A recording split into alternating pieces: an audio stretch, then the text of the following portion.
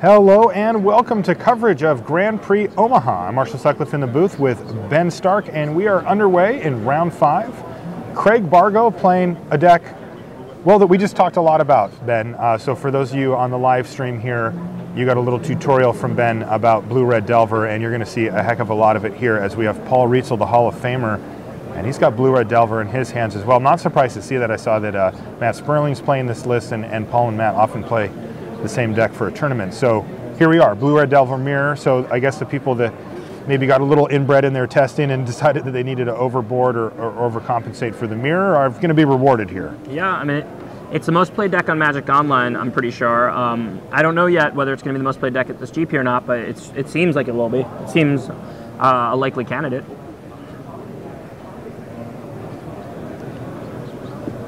You think it's the best deck in Modern right now if you had to pick one? I do. I mean, Magic tournaments don't exist like in a vacuum. Right. You know, when something is known to be the best deck or known to be the most played deck, that means you're going to see more cards that are good against it, and then maybe it no longer is the best deck.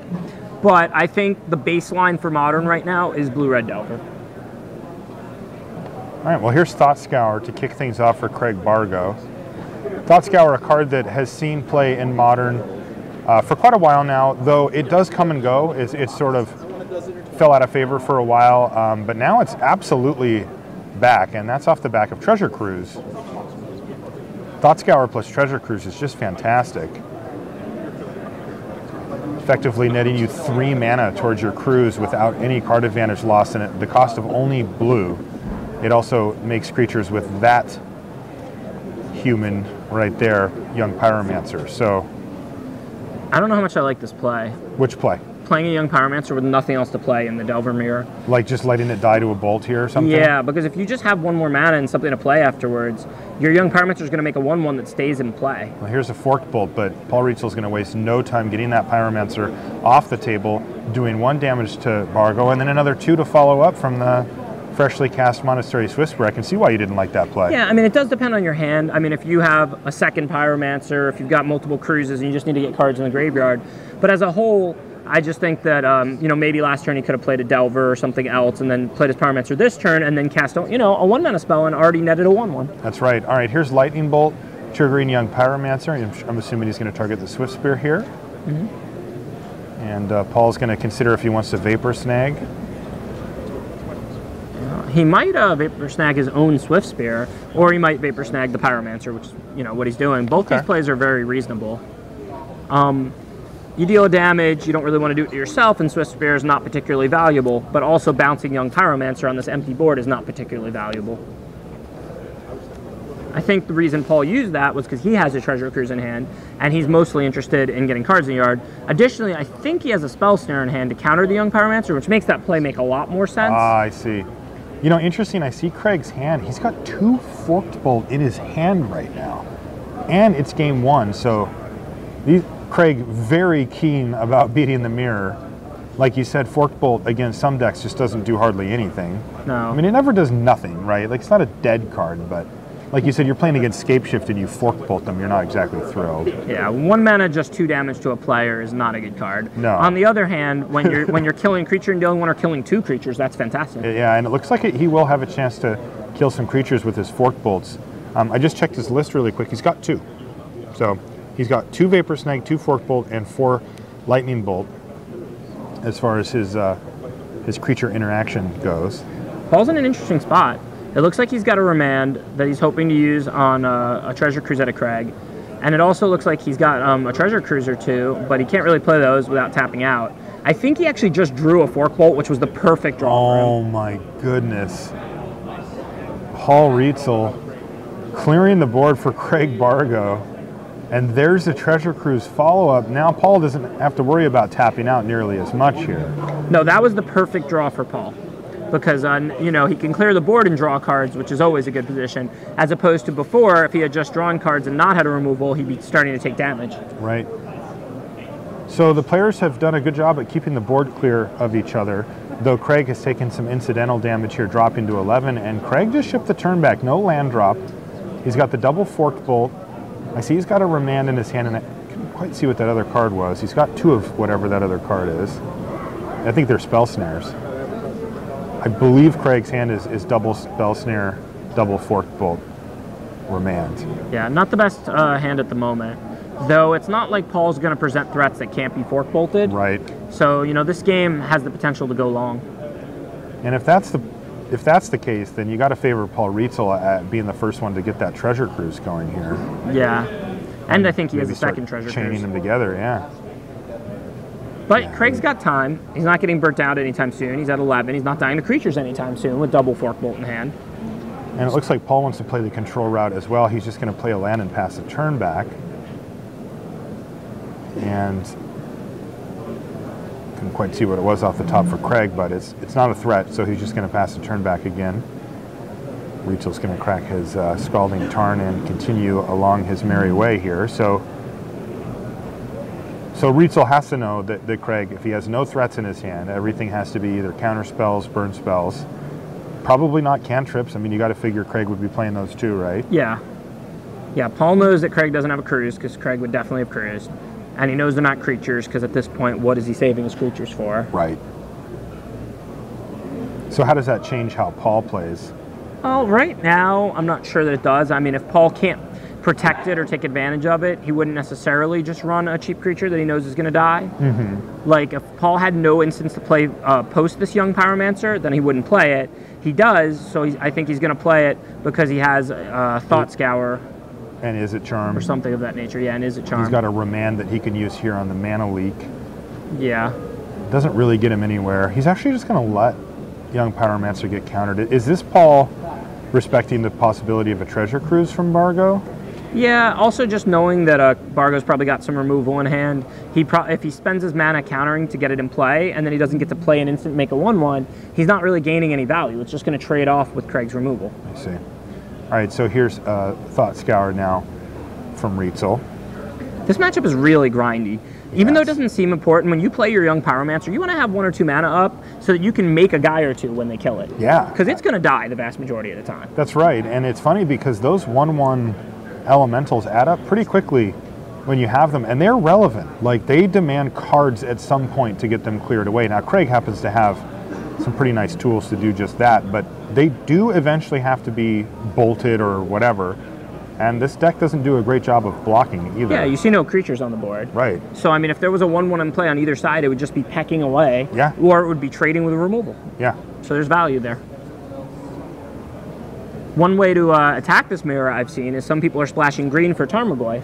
Yes, I have seen that. And that's because it doesn't die to Lightning Bolt or Fork Bolt. Right. So it's very tough for a Delver player to remove once it's in play. Totally. Really quick clock, too.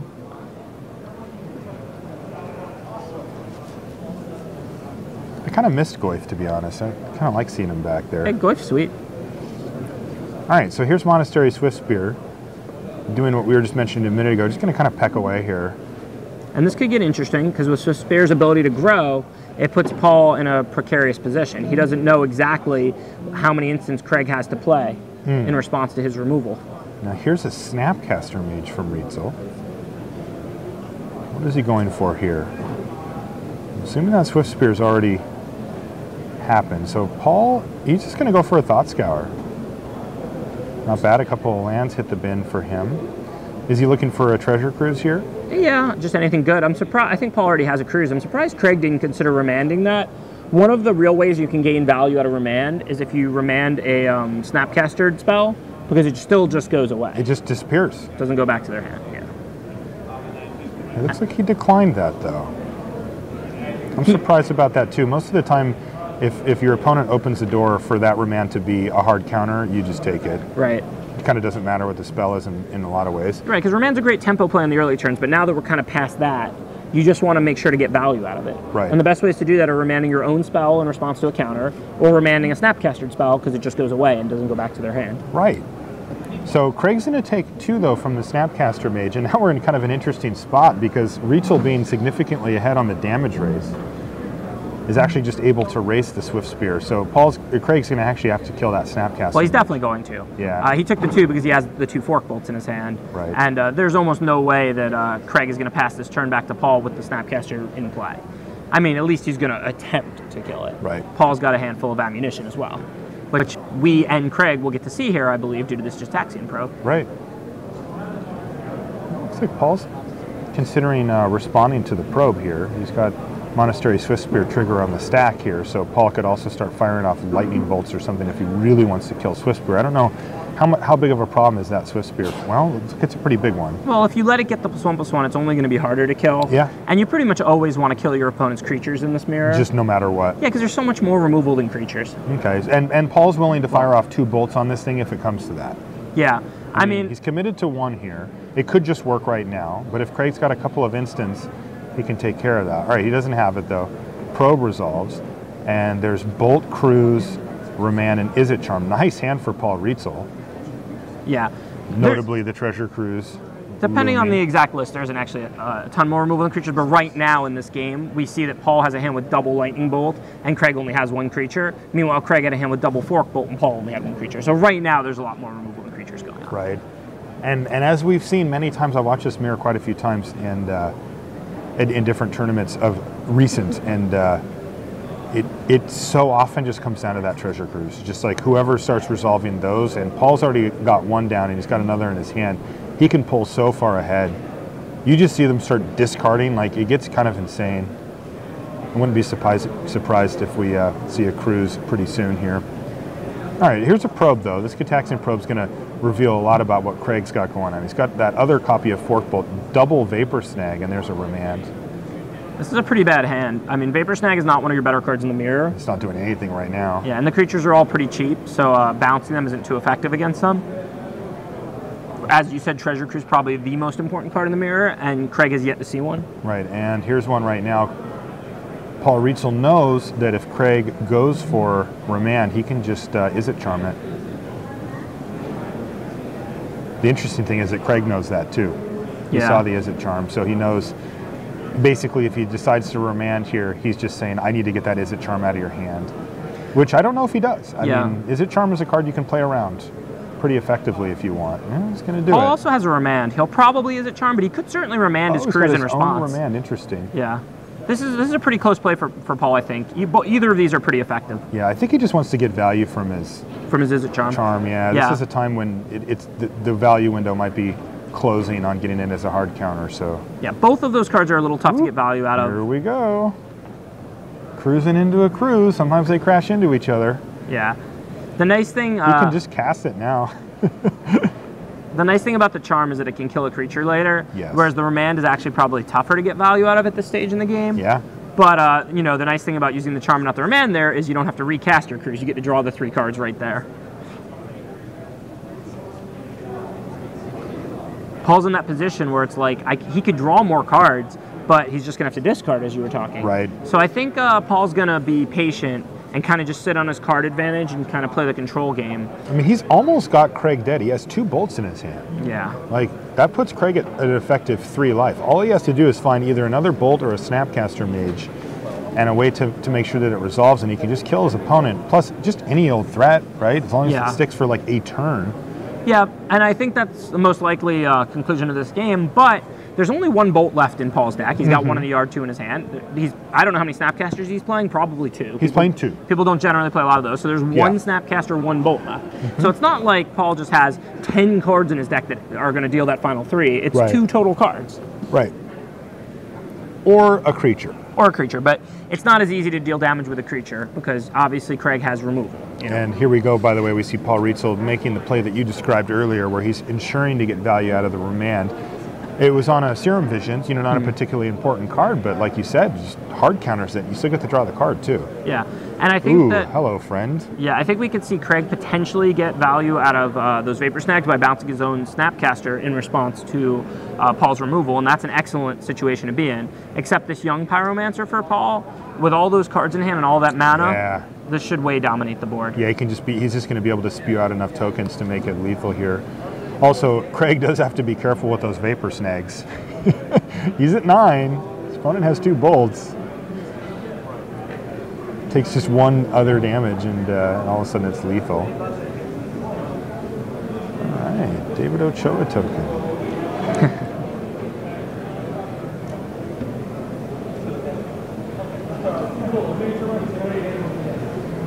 And another Treasure Cruise for Paul Rietzl. That would be the 3rd one resolve versus 0. Yeah, Paul is way ahead in this game. Yeah, he's just burying him now. Yeah, in every single way.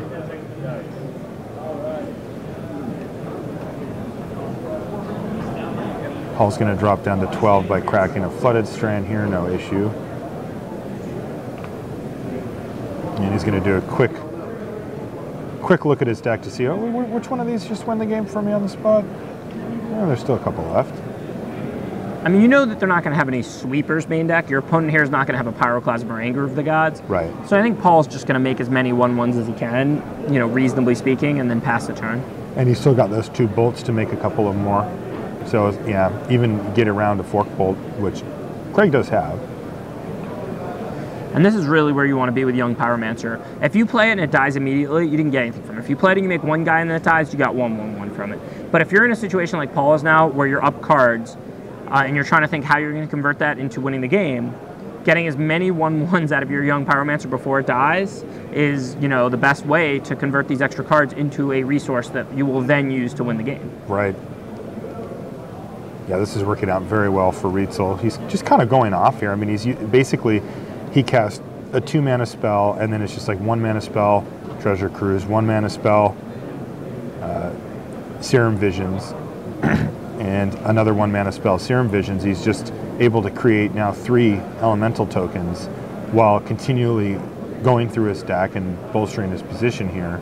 He's got the mana up for the double well, so he could even make 2 more tokens and put Craig to 3. Things are looking pretty good for Paul Rietzl. Which I actually think we'll see when Craig tries to kill that Young Pyromancer. Oh, that's interesting.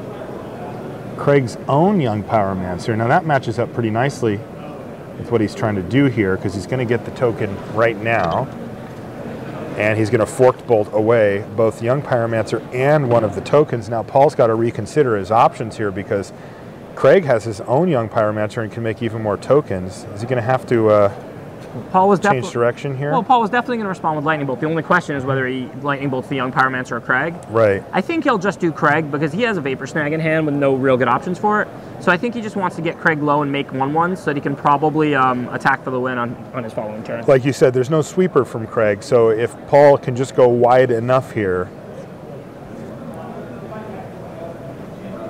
which it looks like he's doing, he's going to be able to finish off Craig Bargo in the first game. This was grindy. Wow.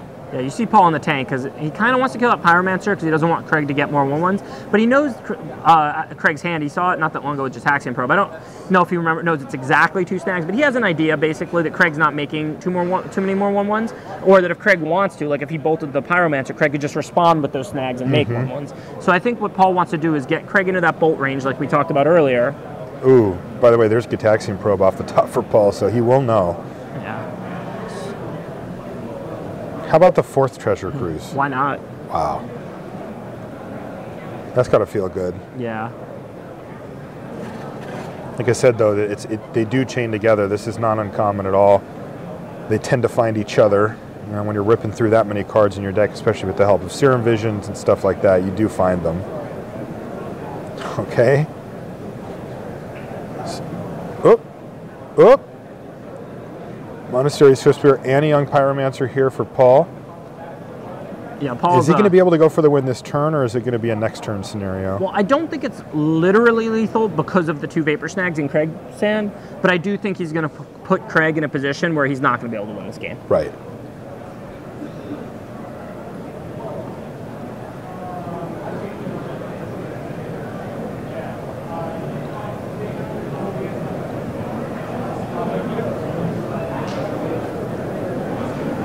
I think Paul could probably go ahead and Vapor Snag the token on Craig's side, since it goes away and deals 1 to him, and then just turn his creatures.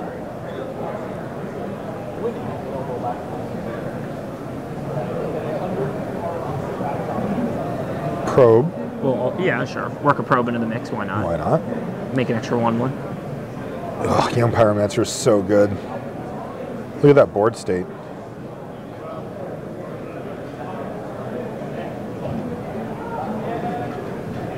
I mean, I think pretty much no matter what Paul does, he's going to win this game. But I don't see any reason not to just Vapor Snag that 1/1 token before blockers. Yeah. Yeah.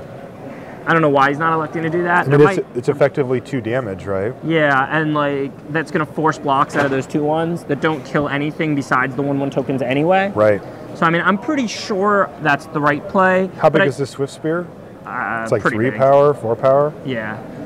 I guess he cares about recasting Swift Spirit as haste. Yeah, I mean, I think Paul should have done that, but I don't think it matters. I think that Paul's really cruising at this point. Yeah, he certainly is. He got the 4-week stay on the treasure cruise, and he's enjoying it. Vapor Snag fight is incoming. And I guess he ends up doing that anyway. This is before blockers because Craig wanted to make additional blockers off his young Pyromancer. So maybe Paul, knowing that Craig was going to have to do that, just waited to then Vapor Snag the token. And if Craig didn't do that, then he wouldn't have enough blockers. So I mean, I guess technically Paul's play is perfect. Basically, that was what was going to happen. Tokens were going to get Vapor Snagged. Right. It was going to happen either way. Sure. All right, line up blocks, trade off. But by the way, all of those tokens and that young Pyromancer for Paul Rietzl are still alive, and a lot of that's lethal. So this would have to be a treasure cruise for Craig to even have a prayer in this game. Right, and it wasn't, and that's going to do it. Paul Rietzl takes down game 1 here, round 5 in Omaha. The Mirror Breaker, not Kiki-Jiki, treasure cruise. Yeah. Paul Rietzl just resolved 4 of them. Luis Scott Vargas is like twitching at home and in joy. Oh, he loves a treasure cruise. He certainly does. These are the decks that really cruise the best. The ones with those low land counts. Oh yeah, because they can convert it right away, right? It's not like treasure cruise go. It's treasure cruise play a card, play a card, play a card, play a card, go. It's like, the sheer number of cheap cards that you have access to in Modern makes that so much better.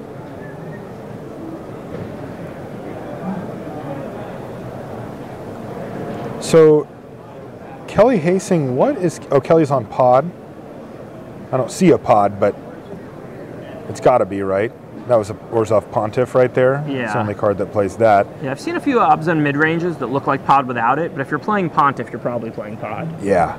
He's usually a one-off in the pod decks that you can search up in situations like the one that Kelly finds himself in here. And here's Sam Black, of course, on the other side, wiping away both creatures. And there's the Haunt ability. Don't ask me what that does. It's a weird mechanic.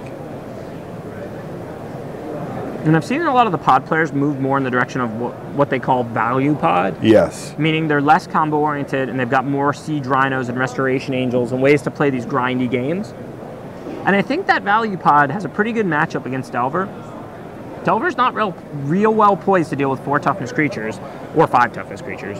And Siege Rhino is really effective. It can't be chump blocked well by those tokens because it has trample. You get the life swing right when it comes into play so that you can't be burnt out. Or it's hard for them to go wide and beat you. 5 toughness is near impossible for the Delver deck to deal with.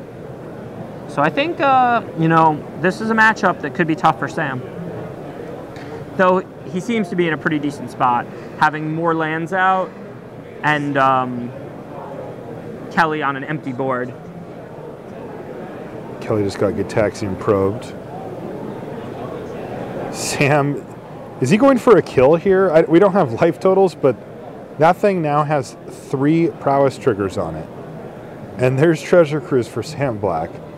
Sam is effectively going off. He is totally going off. That must be lethal. It was Sam Black. Wow, I saw him do math earlier, and I thought, that can't be good for Kelly. Wow, that's a turn after Kelly got Orzhov Pontiff going and just wiped away Sam's board. It didn't matter at all. Yeah, well, we just tuned into that game, but you saw that Kelly had 4 lands out and Sam had 6. So I'm guessing that there was a lot of play back and forth, and then that was kind of the conclusion to a game that Sam had basically already won. It did feel like that. I mean, Kelly had a Siege Rhino in his hand, just couldn't even play it.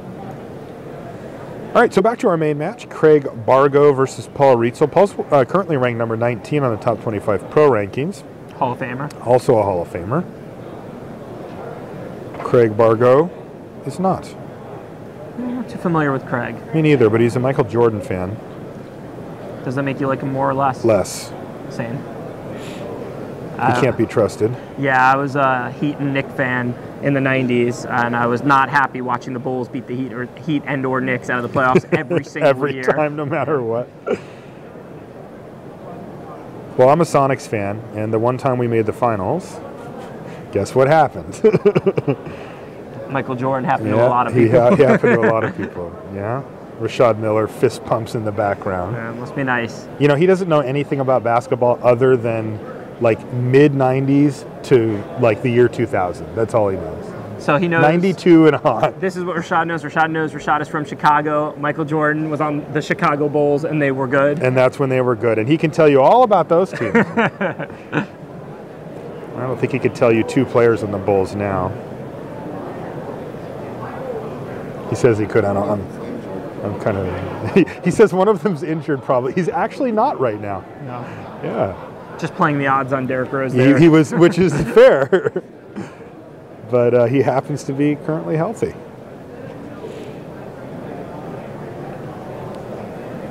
So curious to see how the sideboard match goes. I mean, Craig Bargo clearly cognizant of the fact that he's going to be playing against Blue-Red Delver some amount during the tournament. He's got the fork bolts that everybody else has as well.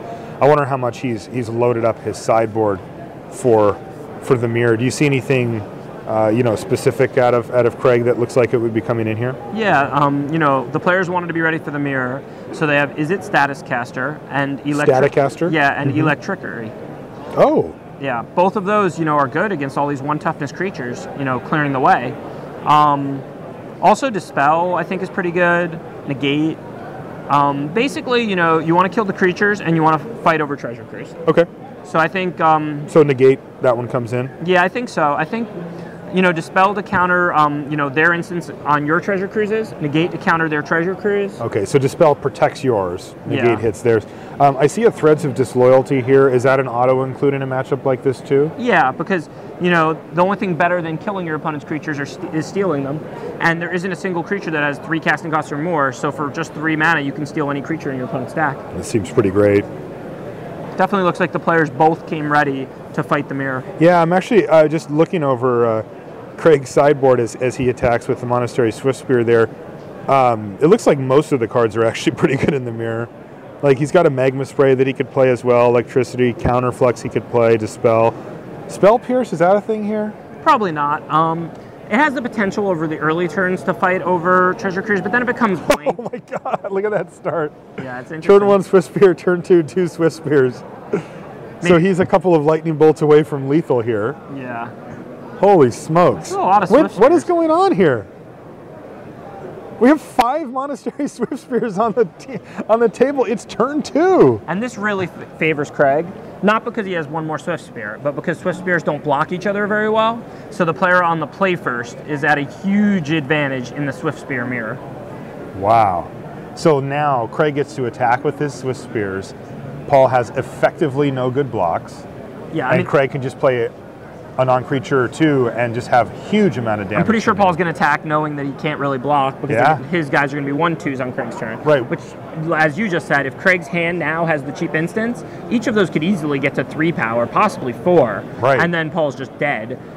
If Craig doesn't have the instants and can't do very much but poke Paul for 3, then the game will swing. All right, well, Craig's got a pretty ideal one here with Gitaxian Probe. That's going to trigger the Swiftspears and get him another card without using any of his mana so far, so that ups the likelihood of him being able to play multiple non-creature spells significantly.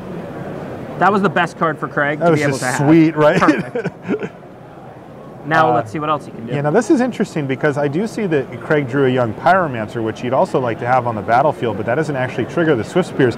Is it his job to just go for the throat at any cost here? Like, is this a board that Paul can deal with? Well, it depends on his options. I mean, if he had a Lightning Bolt, that would put Paul to 1, I think, or 10. Yeah, and then he would take 9. Yeah, that would have put Paul to 1. Yeah. So, I mean, if he had a Lightning Bolt, he would certainly have just Lightning Bolted either one of the Swiftspears or Paul and then attacked for a lot more damage, I think.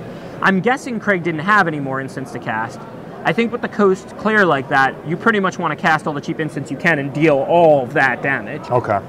But he didn't have it. He didn't hit his land drop for the turn and didn't have the Lightning Bolt. He has to settle for a young Pyromancer. The good news for Craig is that it looks like the young Pyromancer is going to survive here as Paul's turn wasn't bad. You know, he played a Serum Visions after his Young Pyromancer, netting him a token, but that's not the same thing, right? You know, Young Pyromancer plus the 3 Swift Spears is going to do pretty good work for Craig here still. Paul's in a weird spot because it feels like, you know, he's going to lose this race if Craig has things. Yeah. But if Craig had things, he would have just played them in one last turn. So he's got to try and put together Craig's hand in his head right now. Paul's got to be thinking Craig's got creatures, Craig's got treasure cruise, Craig's got counters. Craig cannot have Thought Scours, Lightning Bolts, Jataxian Probes. Those are all cards that just aren't in his range right now. Now you could, of course, draw them. See what he rips for the turn here. I think he drew a Serum Visions. I mean, that's a good one for him to draw. What he doesn't need is more of what he already has, counters and whatnot. He needs to try and win this game. If he had like a Fork Bolt here, the game would just be over. Right. So he's going to Serum Visions. Draw his card, now he's scrying. Ooh, he found a Gataxian Probe. That's a nice one to draw off your Serum Visions, because now he can put the card he wants to draw on top and draw it. Yeah, I wish I could see what he was looking at right now with this scry. I am super curious too, because one thing I want to call attention to is look at the life total spend. Yeah. I mean, we were talking about this race, and it is Craig's turn. He does have an attack coming, but he's dropping to 5 here. Oh yeah, if Craig doesn't kill Paul this turn, Craig could find himself in a precarious position. Totally. I think he will most likely kill Paul this turn. Since he left a card on top, I'm assuming it's at least something he can cast or a land to allow him to cast something from his hand. Yeah, I think it was a Sulphur Falls. Although, no, it was Scalding Tarn, not Sulphur Falls. He does need removal. Paul's at 7. Yeah. He's played 2 instants. So if he can play another instant and it's a removal, then Craig wins the game. He can't. I think his hand is like... Is it Charm in the back? No. I think it's Dispel, Negate, and maybe Remand. Okay. So Craig's saying, well, I'm not going to be in great shape at 5, but I've got counter spells to try and prevent you from killing me. Unfortunately, I can't kill you. So he's going to force a chump block and a trade here. Certainly the right play for Craig. Okay, so I think it's Treasure Cruise. Negate and Dispel? I think so, yeah. I think that's what I saw. He keeps moving that one middle card, so I can't quite. I mean, he can't have any removal, because if he had any removal, he could have just killed one of Paul's on-tap blockers, and the game would have been over. And the game would have been over, so that just isn't there. Here's Serum Visions. And you're not too concerned about that. If you're Craig right now, yeah, that was you a Dispel. Yeah, if you're Craig right now, you want to use your 1 removal on a Lightning Bolt or something like that. Right. Your 1 counter spell? Yeah. Yeah, because with Paul at 1 and you having 5 creatures, you're really happy to just block those Swift Spears with your 1/1s. That's all. That's the same difference to you. You just need to untap to win, basically. Right. Yeah, because there's no way Paul can kill all 3 Swift Spears, right? No. But Paul could kill Craig here if he can kill those blockers and attack with Swift Spears. So I believe that Craig will be trying to counter a Lightning Bolt or a Fork Bolt or something of that nature. And it looks like for Paul, he doesn't have that either. I think Paul's just bad here. I think he is too. Paul passes a turn back, and he had a Young Pyromancer and didn't play it. Craig is going to go down to 4. Paul has Lightning Bolt in hand, but as you're fond of saying, Ben, 1 is not 0. 1 is not 0.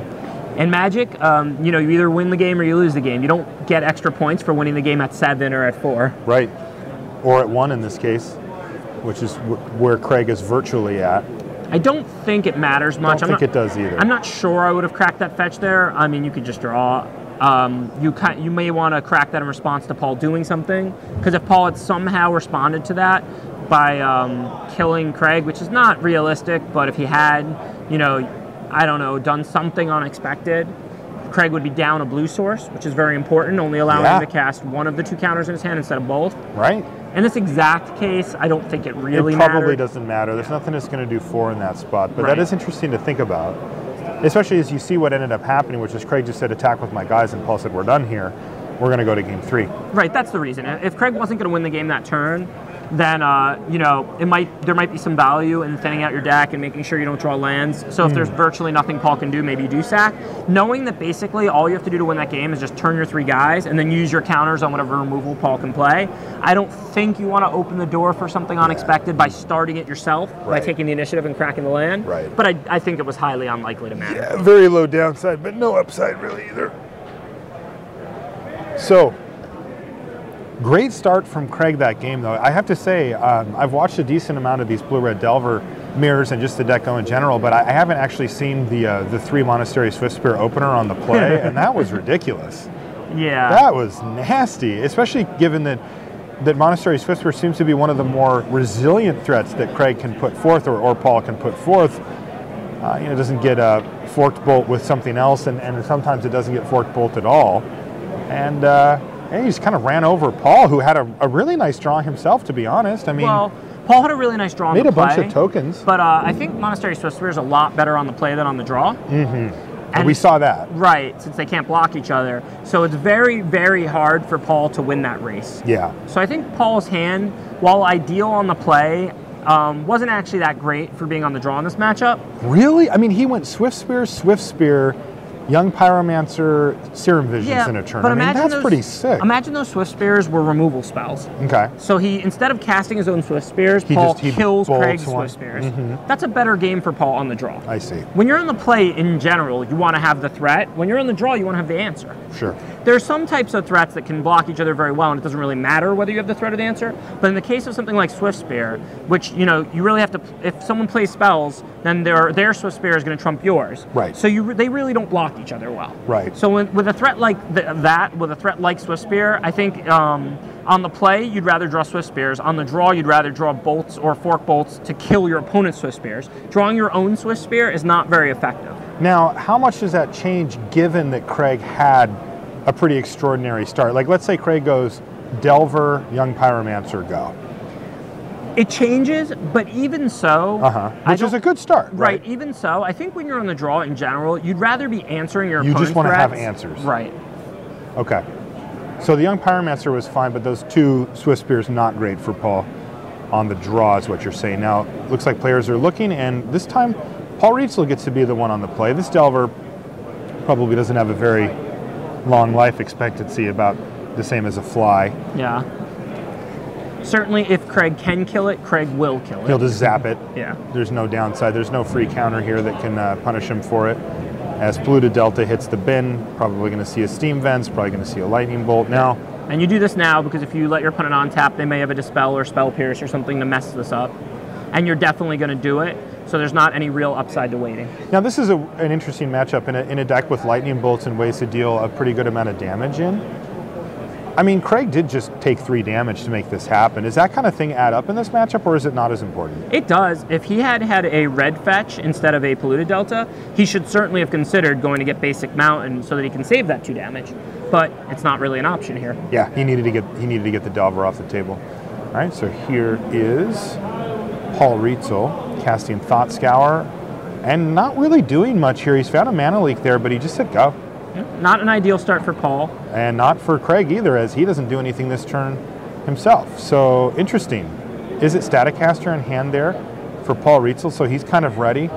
Interesting that he's got that and Mana Leak, so he can be pretty picky about what he wants to use that Mana Leak on. If it's something that dies to Staticaster anyway. I mean, Paul's just begging Craig to run out like a Young Pyromancer here, right? Yeah, I mean, we have no idea where this game's going to go. Yeah. But this is the kind of game that favors the player on the draw. Last game we saw a race and a ton of things in play, and that's the kind of game that favors the player on the play. All right, so Steam Vents on end step there for Craig Bargo.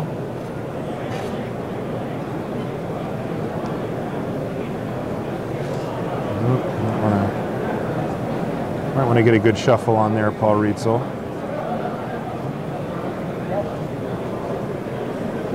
Okay. And there's an Electrickery off the top for Craig Bargo. So, yeah, sticking a threat is going to be a tall order in this matchup, especially in this game. And there's a Snapcaster Mage. If that was a if Craig has a way to counter that, he probably should, because he's letting Paul get an advantage here, because he's going to have to deal with that anyway. Like if he had a Spell Snare or something. I'm guessing he didn't. I see a Dispel. I see some removal. I know he has Electrickery, so he's certainly not scared of that Snapcaster. God, he does have a Spell Snare, doesn't he? I thought I saw one. Me too. So I was going to say if I were Craig, I would probably Spell Snare that. You'd gotta be real happy to get a Snapcaster, right? Yeah, I mean, I guess, he has that Electrickery, and that's what he was thinking. Oh, but wow. I would rather Electrickery Young Pyromancer and his friends. Yeah. And use Spell Snare on the Snapcaster, which is then going to let him cast Thought Scour and draw a card. That's fair, yeah. All right, so Lightning Bolt does kill the Swift Spear, but it looks like Paul was thinking with 3 mana up, a lot can go wrong there. 2 spells away from saving his Swift Spear, but it wasn't to be. He lets the Swift Spear die, and are we going to see Electrickery? Or is Craig going to take damage from Snapcaster? Yeah, this is one of those grindy matchups where you really don't want to take hits unnecessarily in games like this. Yeah, he did take it though, so. Here's Gataxian Probe now from Bargo, who's at 13 life. Paul's at 15. You really want to get as much as you can out of all your cards. I don't know whether it's right or wrong to cast this Gataxian Probe. It depends on Craig's hand, if he needs a card in the yard for Treasure Cruise or something important like that. But if not, you can even save these for when you draw your Young Pyromancers. You know, it's a 0 or 1 mana spell you can play immediately after Young Pyromancer and generate a 1/1. Right. Now, there could be more important things going on, like if this lets him Treasure Cruise or something like that. Sure. But as a whole, you know, from both players' perspective, you want to be thinking, how do I get the most out of each and every card? Because there aren't really that huge of haymakers. There's a lot of firing little things back and forth between the players. Yeah, a lot of narrow cards in this matchup for sure. But the real thing that you notice is just that there's no one card that the other player can't answer. Right. Even though Treasure Cruise is huge, it's not even guaranteed to resolve. And if it's going to resolve, it's going to resolve, then there's nothing you can do about that. You don't want to let your opponent do something like draw a card off Snapcastering back a Thought Scour when you could Spell Snare Snapcaster. You don't want to do something like play Pyromancer if your opponent kill it and you don't get a 1/1. You want to be able to play something, a sorcery like Probe after your Pyromancer, then when they kill it, respond with an instant, and you get 2 1/1s even if it dies. Right. You want to really try and get as much as you can out of each and every resource you have in a matchup like this. That sounds like something that would be true in all matchups, but there are matchups where that don't really play like that, where it's not really about that. You can let them get a 2-for-1, or you can not draw a card if it's going to result in you resolving a 4/5 or something. Right. But in this matchup, everything in play can always be dealt with. So you just want to grind, grind, grind. So Paul Rietzl pretty happy with his current position on the grind scale here as he's chipping away with a Snapcaster Mage. So far has still been unanswered. Craig Bargo, I'm pretty sure he has that Electrickery and he just doesn't want to. I think he's had enough. Well, this gets interesting. I don't think it actually matters if he overloads it or not. Paul doesn't have any way to prevent it from being targeted, right? So he can just one mana fire it off here. It does. All right, so Snapcaster Mage, though, did good work. Eventually ate a card after having replaced itself and gotten in for like 4 damage. And now we've entered the stage where nobody has a threat. And neither player has a Treasure Cruise, more interesting. Yes, that's also true because both of them have well-stocked graveyards that could fuel a Treasure Cruise pretty nicely. So, and with both of them having Status Casters, Paul's got 2 Spell Snares, I think Craig has 1. I don't think either player can stop the other from resolving a Treasure Cruise. I think Paul just drew a Treasure Cruise. All right. How about we go for this one? This is how you get in the Hall of Fame, boys and girls. Paul Rietzl. What's the most important card of the matchup? What's the best card I could draw here? Treasure Cruise. All right. And it also just resolves with no interference whatsoever from Craig Bargo. All right, though Paul didn't draw a ton off that. He drew a Delver, a couple of lands, maybe an Izzet Charm. All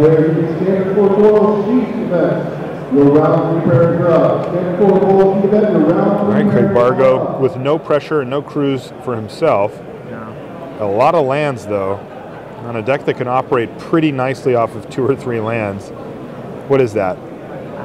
It's hard to make out with the shine. Is it a Magma Spray? Yeah, it is. It's a Magma Spray. Also, we can tell since the Delver's been exiled that it was. So, promo Magma Spray does the job on Delver of Secrets. Like you said, all these things can be answered.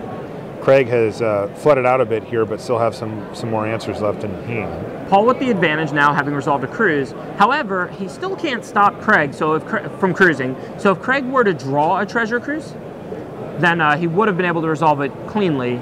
Now Paul may be able to fight over it because he drew a negate.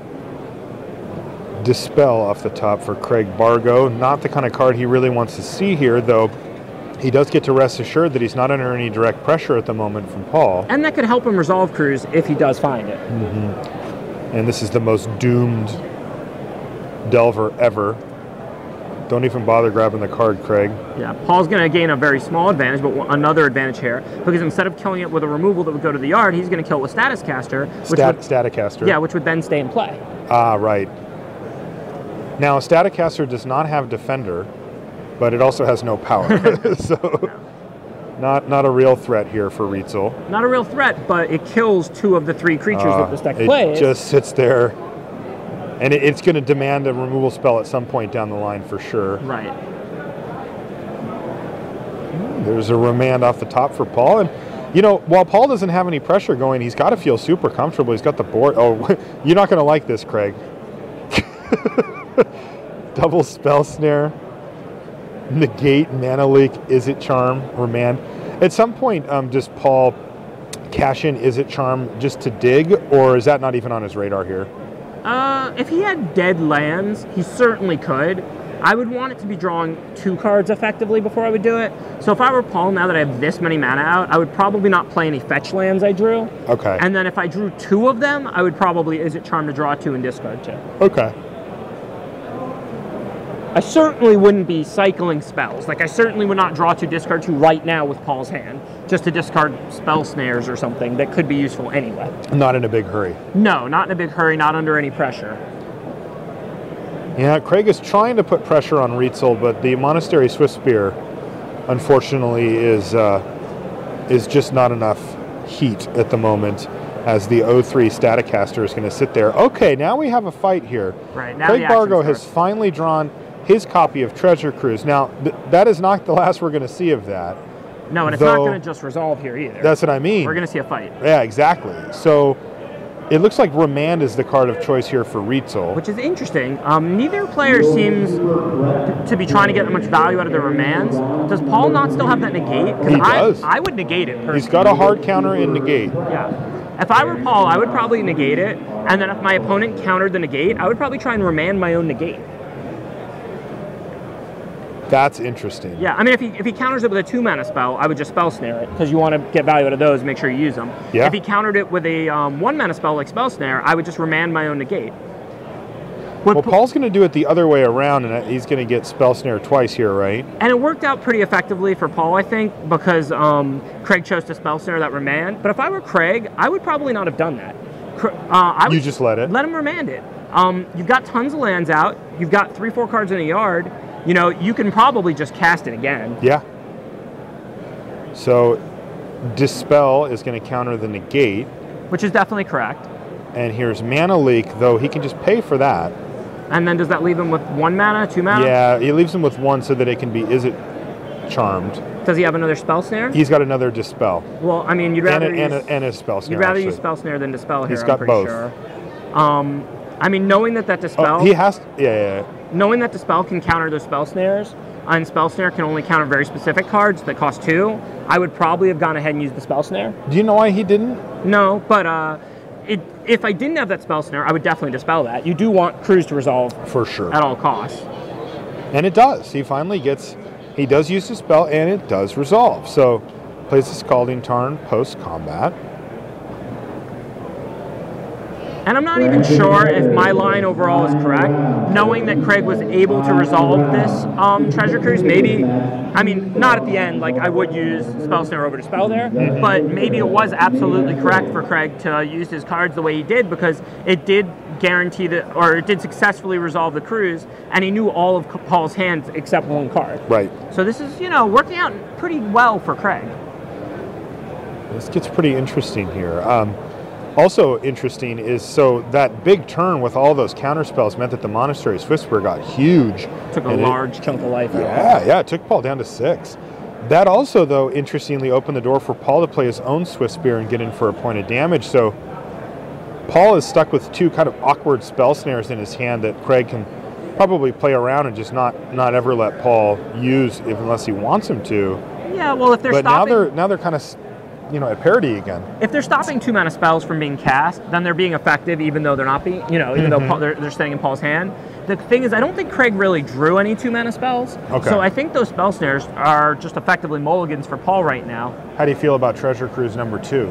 I'll Treasure Cruise as much as I can. All right. Well, so will Craig. And his hand is loaded again. He's got 5 cards in his hand now. Make that 6. I mean, other than the 1 card in Paul's hand that we don't know, Paul is almost dead here. He is almost dead, and Paul might actually be forced to what becomes effectively a chump block here. I'm not sure what happened here. Oh, I don't know what stage we're at as far as blocks go. Paul must have blocked, maybe, because it was a 2-3. Yeah. And now Craig just said, I'll lightning bolt you and eat your static caster. Yeah, and that was something that could absolutely happen. Paul knew it, so he threw his static caster in front. It wasn't killing anything at the moment anyway. Wow. This got really close. Paul Rietzl's effectively at 1 with that fork bolt, though. It looks like Craig is going to use it to kill the Swift Spear here. What do you think about that? I like that play. You don't want Paul to somehow get you into bolt range to end up killing you. You know, as we talked about, there's not much of it. There's no difference between 1 and 0 really, other than in this case, Paul couldn't have been able to crack fetch lands had he had Craig.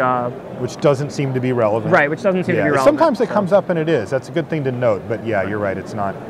So I like that play. Deal. Here, Snapcaster Mage. Now that's going to find the Spell Snare.